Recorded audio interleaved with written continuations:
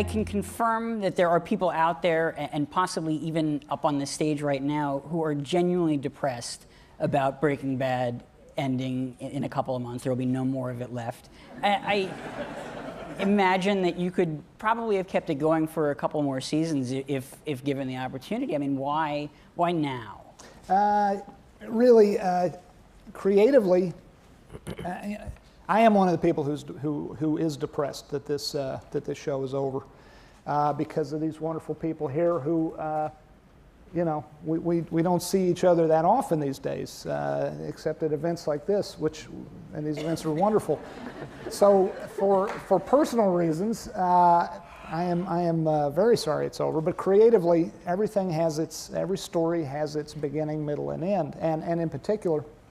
And historically, television shows are designed to be indefinite in their storytelling capacity. They're designed to go on forever, most of them. This one, from its very conception, was not. It was not designed to go on forever. It needed to end. And so creatively, I haven't, despite wonderful feelings of love and respect for the show that we are very blessed to get, I don't feel like creatively that we're ending it too soon. Right.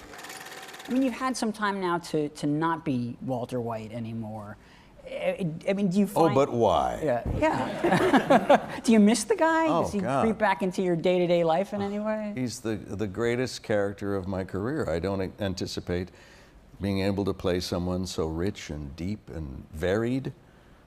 The spectrum of emotions that Walter White can justifiably play are uncanny. It's a playground for an actor. And I'm so grateful for it.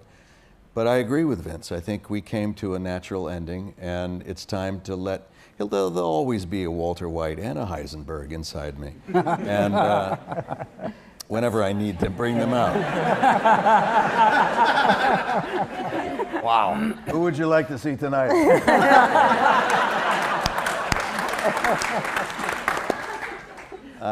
But it's you know, it's funny because I don't want it to sound flippant, but as actors, we're sort of used to having sort of shallow roots, that we make intimate relationships and then we know it's coming to an end, and we pull out the tree and we find another place to plant it, and we plant the tree and it grows roots, and we meet other friends and people that we love to work with, and it's kind of been that way.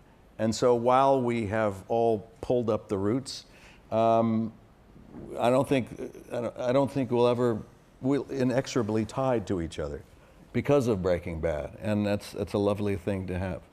I think diehard Breaking Bad fans already know this, but the character of Jesse Pinkman was not planned necessarily to be a long-term presence on the show.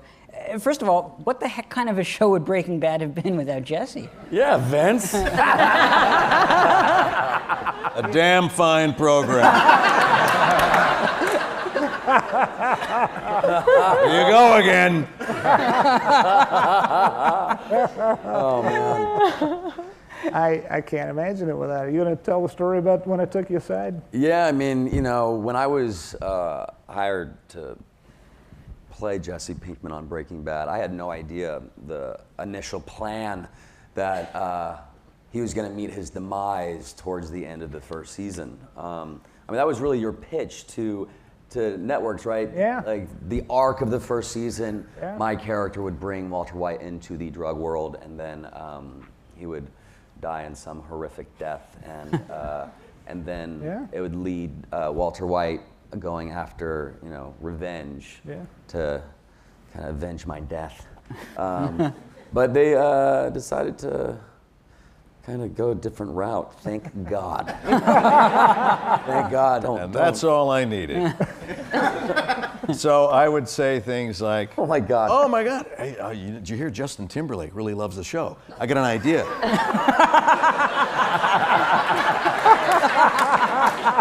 He comes on the show, kills Jesse, and then takes over, and then we spar, and Aaron's like, What are you talking about? Wait.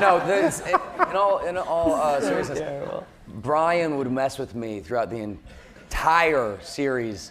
And I remember in the middle, halfway through the second season, Brian came up to me with just such a serious look on his face.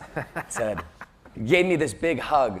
And I'm like, hey, buddy. He goes, man, but it's great, huh? Like, what do you mean?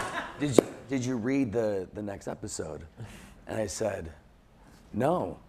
And then he looks at me and goes, he gives me another hug. He's like, just read it. It's fine. Just read it. And he just walks off. And I'm thinking to myself, holy shit, Jesse's dying. And so I instantly go get the next episode, and he was just lying. Just messing with me. Thank you for that. Yeah, look at him. Like constantly. There's another iconic scene that you and Brian created together. It's perhaps the one that will be quoted for time immemorial, is just the, I am the one who knocks scene. I'm sure you'll be asked about this in every public setting you go to this week, but could you guys talk a little bit about the creation of that scene? The seeds that you planted between Skylar and Walt as a couple, that actually leads directly, I think, to that scene. The nature of their relationship in the pilot, she's trying to control things because that's what she knows to do as a human being. She tries to control inner chaos. She tries to control things because it gives her a sense of order and it makes her feel better as a human being. That's how she orders her life. She's not an emotional person, she's a tightly held person. And he's finally saying, you don't control me. I'm not controlled by anybody, especially you. You don't understand who you're dealing with. And I think that I can follow that line directly from the pilot all the way to that scene. And I saw that like a flash the other night. Nice. And it was really, really interesting to see that. The other fun thing for me in that scene, the way you guys played it, the way it was written and directed, is that at the moment where you give what is arguably, and you never know this stuff in advance, you only kind of come upon it in hindsight, but in that moment you give one of those archetypal lines of the series, I am the danger, I am the one who knocks. You're, character-wise, you're at one of your lowest ebbs, power-wise, because Gustavo Fring has just got you over a barrel at that point, which is what I love about the way that scene was constructed. Yeah, and then the way you play it, you're like, yeah, I believe this guy. He's a badass. but in the context of the moment, it had to come out of that sense of insecurity that he had at that moment. Yeah. To try to get something back. Yeah. Get it back from your wife, if not from the guy Yeah. who threatens your life, who holds it in his hand. Yeah. I mean, is there a case to be made, especially as the show is sort of entering its home stretch? I mean, it's a story almost as much about Hank as it is Walt, or it is a story about a man's redemption as much as it was about a man's corruption. Yeah, I mean, I think I saw the kind of the parallel or the opposite track kind of started to develop between Walter White and Hank, and you know, it's odd. I've said this before, but he's the only guy on the show who you know, is not corrupted, and it was an odd position to be in a show called Breaking Bad, when he's the only guy who didn't break bad, you know. And I harken back to when I unfortunately had to beat up this young man here. I broke bad. He beat me up. I did, but then I felt sorry about it. And I did. He did. And he felt bad about it, and he didn't lie about it, and he could have lied about it because everybody wanted him to lie about it to get away with it. Even his wife, this one here, klepto Kathy here.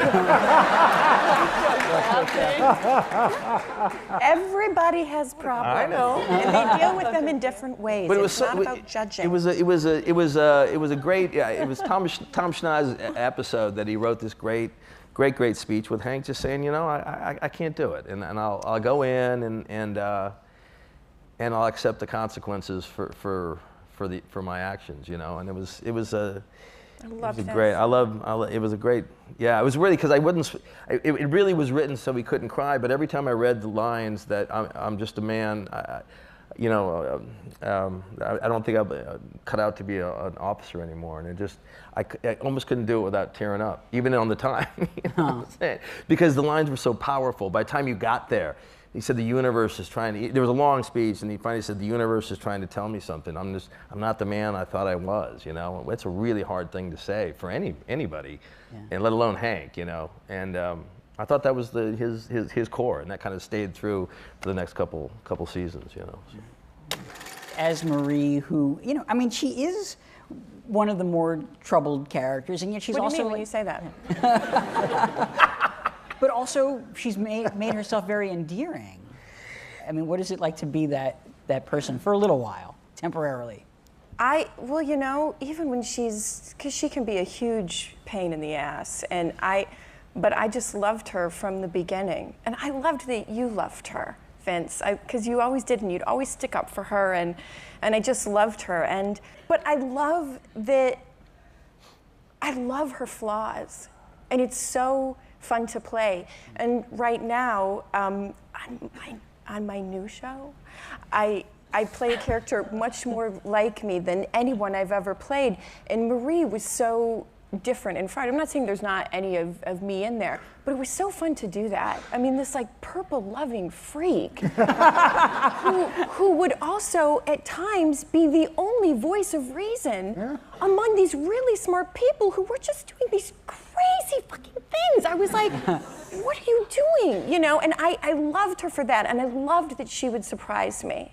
You know, the huge scene for me, and I've talked about this before, was the intervention scene. When we shot that in season 1, was like such a watershed moment, you know, just for me in the show, to really see who all these people were and how they were to each other, and be surprised by my character and all of them. And really see, you know, I saw the show just being amazing and going on for like five long seasons. I think why audiences connected to Breaking Bad, I mean, it premiered, you know, in the midst of a really harsh, you know, economic downturn, and it you know, people not only found it plausible that somebody could be in as dire circumstances as Walt is, but they connected to it. They wanted to root for him in a weird way. I honest to God, I was not thinking that much in terms of the terrible times we went through starting, was it 2008 when it all kind of went to shit? Yeah. I was not really thinking, and there was nothing political I had in mind. I just wanted to tell a story about this one, to me, very interesting man.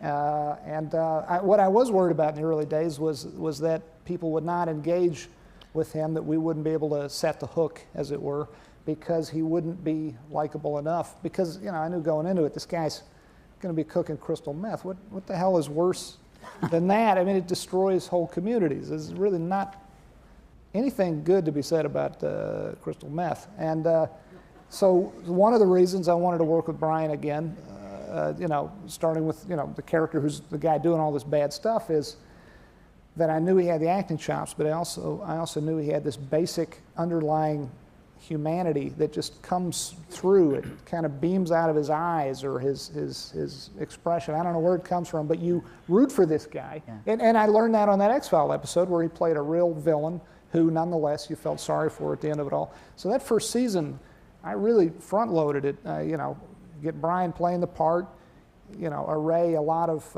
economic hardships against him, do everything I could from a writer's perspective, from a mechanical storytelling perspective, to make us want to root for this guy. And then as he got worse and worse, the character got darker and darker and then made more and more questionable choices. I thought, well, hopefully the hook is set now. People keep watching, even though they won't like him as much, even though they won't sympathize as much. Lo and behold, you know, up to the number of episodes you guys have seen, you know, 54 episodes in, people are still rooting for this guy. And I'm like, really? Seriously? Hey, you know, God bless you. You know, not me so much, but, you know, but if you're still digging him.